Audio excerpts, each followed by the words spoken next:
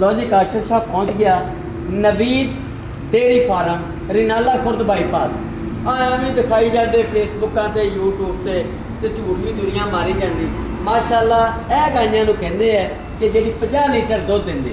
ये नवीद साहब के डेयरी से गाइयां देंदियां। यह दिखाओ जी जरा इधरों करीब करके मोबाइल अगे जाके दिखाओ। माशाअल्लाह माशाअल्लाह यह दिखाओ, इत्थे लियाओ ना कैमरे नूं, इत्थे दिखाओ वलैतना। यह 50-50 लीटर वाली गाइयां तो यह क्या सोहनियां खड़ियां। इधर सारियां दिखाओ जी, इधर दिखाओ, यह दिखाओ, यह दिखाओ माशाअल्लाह।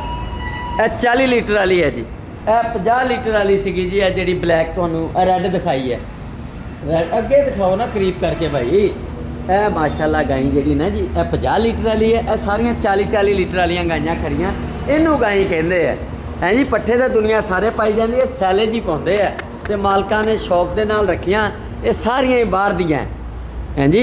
वलैतना इन्हों कहते, इधर आओ जी, वलैतना इन्हों कहते हैं करमालियां तो जे रखियां शौक के नाल तो फिर इस तरह गलबात है। माशाअल्लाह माशाअल्लाह।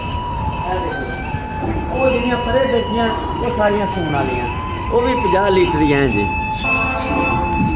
लो जनाब, मैं क्या थानू यह भी दिखा दईए भी दुनिया तो एवं गल्लां बातां के नाल ही दिखाई जाती प्रैक्टिकली हैं जी। माशाअल्लाह माशाअल्लाह इन्हों कहते जी गां वलैतना।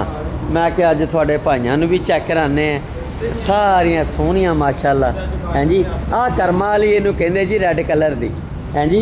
ये 50 लीटर दिंदी है तो 3 टाइम यदी चुआई है। दोस्तों लाइक कमेंट शेयर तो फॉलो करी चलो। काशिफ शाह ऑफिशियल पेज नू फॉलो करया करो अगली वधिया वीडियो वास्ते।